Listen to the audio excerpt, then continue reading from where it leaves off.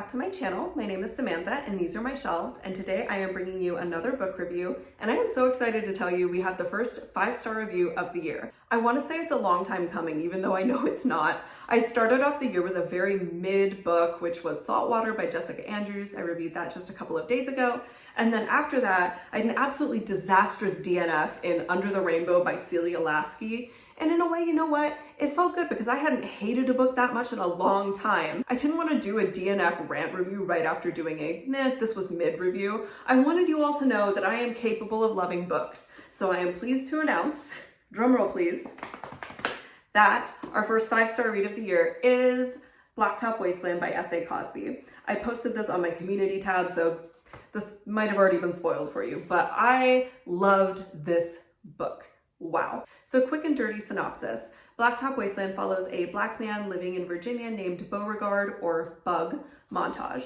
And Bug is a loving husband. He has 3 children. He started an honest business as a mechanic, but he used to be in the life of crime as a getaway driver. And at one point he was known as the best getaway driver east of the Mississippi, not unlike his father before him, who was also an extremely well-regarded getaway driver. Bug knows that you can get out of the life, but you never really get out of the life. It will always come calling back to you. And that comes calling for him in the form of a former associate named Ronnie, who pulls him in on a jewelry store job. Now, Bug is not exactly excited to team up with Ronnie, who, to be frank, is a fucking idiot, and you know that from the beginning. But Bug is in some dire financial straits. He has little things piling up, like one of his sons needing glasses, the other needing braces. And then there's the more serious financial strains, like the mortgage on his auto shop coming due, and his mother, who needs about 30 grand to be able to stay in her nursing home. Things are not looking great for Bug financially, and he doesn't have much of a choice, so he agrees to go in and do this one last job, this one last jewelry store heist. But the heist does and doesn't go as planned. It turns out there are some much bigger criminal forces at play than they accounted for, and they have sort of opened Pandora's box, and things spiral from there. I'm going to start by doing a non-spoiler section of the review, and I'll talk about the characters, the basic bones of the plot, the writing, some of the themes, and then I'll transition into a spoiler section where I can talk about the ending and the themes a little bit more. I have to talk about the ending, but I will give you all advance warning before I talk about spoilers because I do not want to spoil Blacktop Wasteland for anyone who is interested in it. Before I delve into the book in detail, I want to say I had this book on my TBR shelf for probably a good 6 months or so. And I think I put off reading it because I thought, oh, this is just going to be another male testosterone-driven thriller. I'm not expecting too much from it. And I couldn't have been more wrong about that. To just call Blacktop Wasteland a crime thriller is technically accurate, but it does a real disservice to the themes that Cosby is trying to explore and the social commentary that he has, and also the incredibly nuanced character study of Bug. Cosby takes these traditional, adrenaline-soaked conventions of the crime thriller genre, and he marries them perfectly with, again, this very nuanced and in a way delicate character study of Bug. And together you just get this perfect mix of a novel that hit all the right notes for me. This book doesn't have a ton of twists and turns the way that a psychological thriller or a domestic thriller does. I found that Blacktop Wasteland was a lot more of just this steady buildup. You're constantly having the stakes ratchet up higher and higher and higher, and the adrenaline keeps pumping, and you're on the edge of your seat. I think you should know going in that it's not a twisty-turny kind of book. It's a nail-biter. And that's not normally what I like in a thriller, but this was perfect. It just pitch perfect. Every note, everything was just right on the money. This book is set in a place called Red Hill County, Virginia, and I had to look it up to make sure it wasn't real because Cosby made it feel that alive. And that is a crowning achievement for any writer. I think, again, if you watch my videos, you know I go on and on about loving a unique setting because I think it's one of the hardest things for a writer to do. I think that's why we do see a lot of novels set in kind of generic, nondescript towns or in places like New York City or Los Angeles because it's easier. It's easier to just kind of go with, okay, well, the setting can take a back seat, or let's set it in a real place that a lot of people know. But to take a fictitious place and make it feel real and lived in and like I could literally imagine it in my brain so clearly, that's the mark of a fantastic writer. And I'll get to Cosby's writing a little bit later down the road, but Red Hill County, Virginia, my God, I could feel the rural small town malaise. I could feel the poverty. I could see the trailer parks. I could see the bar. I could see everything and everyone. And that was incredible to me. And that was what really sucked me in. All the praise in the world for such a rich and beautiful setting that you get from the very first page, which is Bug at a street race with his cousin Kelvin. Bug's trying to make some money to pay the mortgage on his auto shop. And you immediately can see how run down and in what state of disrepair this gas station that they're outside of is. You can see the poor condition of the roads. And you get this interaction with some fake cops. Yes, fake cops that immediately cues you into the racial tension and the social tension in this county. And it's just perfect. So right from the beginning, Cosby has you hooked with the setting. And he also gets you hooked with Bug as a character, because the internal battle that Bug is waging plays out almost immediately. He wants to be the good, loving family man. He has his wife, Kia. He has his daughter, Ariel, who he's not quite estranged with, but doesn't have the warmest, fuzziest relationship with. He had her when he was very young. She has a different mother than his sons do. And he has two sons named Javon and Darren. They are 12 and 8 respectively. And he's trying to make an honest living and provide for them and keep a roof over their heads and keep his honest business going. So you get that desire almost immediately, but it's juxtaposed with Bug going to an old friend of his named Booney and going, hey, I'm in dire, dire financial trouble. Do you have a job for me? Do you have someone I can be a getaway driver for? So immediately, you know, he's conflicted. He wants to be the good guy, but when push comes to shove, he's willing to go back into the life if that means that he can provide for the people he loves.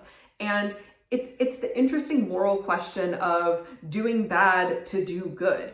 He's doing bad things, but he's doing them for a righteous reason, and does that make it okay? So he gets pulled into this jewelry store heist by a guy named Ronnie Sessions. Ronnie Sessions is a fucking idiot, you know it from the first page, and he's characterized beautifully as a fucking idiot, and you hate him immediately, and it's perfect. So Bug starts preparing his part of the heist, getting the car, getting them guns that can't be traced, knowing the routes, knowing how far away the police station is from the jewelry store. And you immediately see what a tactical and measured approach he takes, and you know, okay, shit, this dude's done this before. And there are just certain lines and interactions that Bug has where you're also like, okay, dude is a straight badass. And that is the best way to describe him. He is a badass, but he's a conflicted badass. And that's what makes him so interesting. He's not just the traditional, I am the good guy crime thriller character. He has so many more layers. And the most interesting one to my mind is the one involving his father, who, as I mentioned earlier, was also a getaway driver and also a criminal. He hasn't been in his life in, I think, 20 or 30 years because one day he just up and left. And Bug did something when he was young to help his father that ended up landing Bug in juvie. You have the juxtaposition of Bug really idolizing his father. He's kept his father's car all these years. That's what he drag races with in the very first scene. But he also deep down hates him and resents him for walking out on his family. His father couldn't be both. His father couldn't be the good family man and the getaway driver, the criminal. He picked the criminal. And Bug doesn't want to have to pick. Bug wants both. And amid the jewelry store heist and all of the getaway driving, adrenaline-fueled shenanigans, you have that internal conflict playing out in Bug, and that adds layers to this story that I think a lot of other crime thrillers don't have. This is oddly specific, but I do want to mention it. This book reminded me of the Bible verse about the sins of the father being passed down to the son. I couldn't tell you what book it's in. I'm not religious anymore, but I went to Christian school for about 9 years, so I know the Bible, damn it. If I remember correctly, the Bible does offer mixed messages about the sins of the father being passed to the son, and there's never an explicit biblical allegory, but that's what it brought to mind for me. And yeah, I don't know where I'm going with that, but I wanted to share it because I had that very clearly in my mind as I was reading. You have it with Bug as he's remembering his own father, and also Bug with his own two sons and wanting them not to end up like him. The last thing I want to mention before I transition into spoilers is the writing, because it's not super highbrow literary fiction, but it's not trying to be, and it doesn't need to be. It's meant to keep you turning the page, and that's exactly what Cosby does. And the word I would use to describe Cosby's writing is cinematic, because I could quite literally see things as a movie. I don't have problems visualizing when I read things. I can easily see scenes playing out, but I never see them with that cinematic quality of a movie. I'm talking like with camera angles and shit. I'm not making this up. I could see it in my head. So the TLDR of that is make it into a movie or a limited series, you cowards. I need it, and I need it right now. I will binge watch every single episode. Give it to me on Netflix, Hulu, HBO, Apple TV. I'll get a subscription.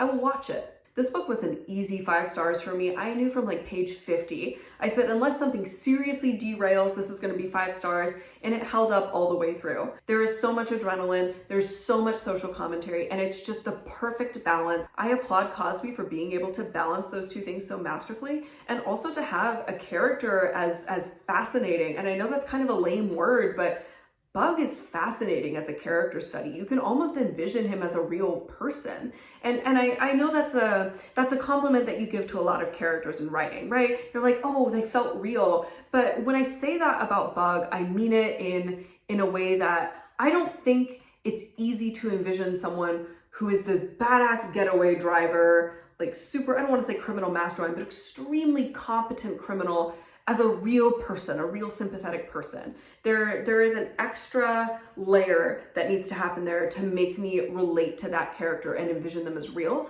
and Cosby pulled it off. 5 stars, all the stars, go pick it up. I know this is going to have a permanent home on my bookshelves, and I'm also definitely going to be picking up Razorblade Tears. So now that I've gotten the official star rating out of the way, we're gonna jump into spoilers. I need to talk about the ending. I need to talk about the last 50 to 60 pages of this book because my God, it kicks the fuck off. The jewelry store heist goes wrong in as much as, so yeah, they robbed the diamonds, but they didn't rob the jewelry store. They robbed this very scary crime boss named Lazy. And I don't know about you, but if I met a man who was called Lazy, I'd be scared to death of him. So Lazy picks up Bug, Ronnie, and their other associate Quan. Quan gets killed very quickly. And he tells them, you stole from me. Now I need you guys to pull off this job to pay me back because you need to make up for me what you've taken. And he's like, oh yeah, I'll totally let you go after that. And I won't get anywhere near you or your families. But Bug's like, well, yeah, that's bullshit. You're gonna kill me if I don't pull this off. And so to save his own neck and to protect his family, now Bug has to take on this much more risky job. There's this long action sequence. It's heart pounding, honestly, to make me care about a car chase sequence. Whew. You have this long action sequence, you get your heart pounding and you think, okay, they finally pulled it off.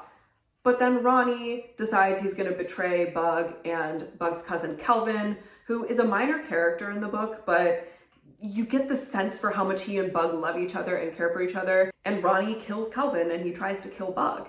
And Ronnie also takes the truck that they're supposed to go and deliver to Lazy. So not only has Bug lost his cousin, his best friend, but now Lazy thinks that he and Ronnie have fucked him on the job. So he sends one of his associates to go and pick up Bug's family, and at that point, Bug's older son shoots the 2 men who have come for Bug's family. And in the crossfire, Bug's younger son takes a bullet to the neck. The danger he's put his family in comes to fruition in this very terrifying way.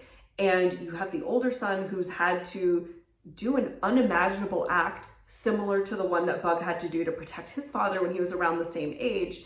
And now his younger son, it's very touch and go. Is he going to make it? They don't know.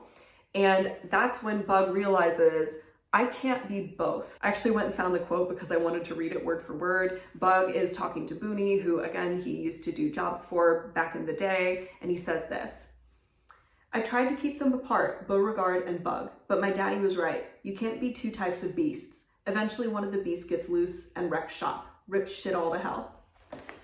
So that is sort of where you see Bug's arc is going to conclude. He realizes he can't be Bug the family man and Bug the getaway driver. He has to pick the same way that his father had to pick. And I had the sense throughout the book, I don't want to use the word happy ending. I didn't think there was going to be a happy ending, but I thought that Bug was going to break the cycle. I thought that somehow this was going to end up okay. And it genuinely shocked me when Bug decides he's going to leave his family the same way that his father left him. And his rationale for it makes sense in a way. His rationale is like, look at all the harm I've done. One of my sons has committed this life-altering act of violence and the other one has taken a bullet to the neck. And I've put them in that situation. And the horror and the shame that he feels, it really hit me in the bones. I mean, it made me feel very uneasy, but I also empathized with Bug at the same time. And the last scene of the book, he's at the hospital with his wife. It looks like the younger son is going to be okay. They're probably not going to press charges on the older son for killing the 2 men that came to the house. But Bug is telling his wife, hey, like I'm gonna go because look at what I've done and look at what I'm going to bring. I can't be both, and so I'm going to be one. And I'm picking to be Bug the getaway driver, Bug the criminal. It's Bug versus Beauregard, and he picks Bug. And the last line of the book, she convinces him, hey, stay long enough to let the boys see you again. And she looks at him and says, you're really never gonna change, are you? And he thinks about all of the people that he's killed and that have been killed as a result of him. So you have Kelvin. Eventually he gets revenge on Ronnie and his brother Reggie. He kills both of them. So he sees all of their faces. And then he tells her, I don't think I can. And there was something about that that just broke my heart. And this book is not supposed to be a tearjerker. I don't think this book was supposed to make me cry, but it almost did. I'm not a big crier when it comes to books. I can't remember the last time I read a book and cried, but I will get the pinch in the throat, and I got it here. It just absolutely crushed me because I held out hope for the whole book that Bug was going to change. Bug was going to break the cycle of violence, and he couldn't. He couldn't be different. Bug ultimately realizes that the thing that makes him feel most alive is when he's behind the wheel of a getaway car, and that is just fundamentally irreconcilable with being the good, honest family man. And he casts the die and he makes the choice, and I didn't see it coming. And I don't consider that a twist. I consider that really brilliant emotional payoff from S.A. Cosby. To write a book that I thought was just going to be a bog standard crime thriller, like nothing special, no frills, to almost get me to tears at the end is incredible. The last 50 or 60 pages of this book are just filled with adrenaline, and then it comes to this screeching halt with that last conversation, and I think it's gonna stick with me. And that's something else I didn't expect from this book, was for it to have a lasting impact. But that last line was just the picture perfect way to end Bug's arc and to end the story. The way I summed this up in my Bookstagram review was that Blacktop Wasteland is pure adrenaline and pure magic. And I think that's the best way to summarize this book. As many times as it will make your heart pound and it will make you just sort of like grip the edge of the chair as you're reading, at the end it's gonna break your heart. And to be able to do both is the mark of an absolutely brilliant book. As I said earlier, I'm definitely going to be reading Razorblade Tears after this, and if I like that, S.A. Cosby will definitely be on my auto-buy author list in the future. 5 stars, no complaints, brilliant book. I recommend it without any hesitation. I really hope you enjoyed this review. Thank you so much for sticking with me to the end. If you've read this book or Razorblade Tears, let me know what your thoughts are on either one. And we're gonna wrap up here. Thank you all so much for sticking with me. I appreciate your time. Please go ahead and like and subscribe, and I will see you in the next one. Bye-bye.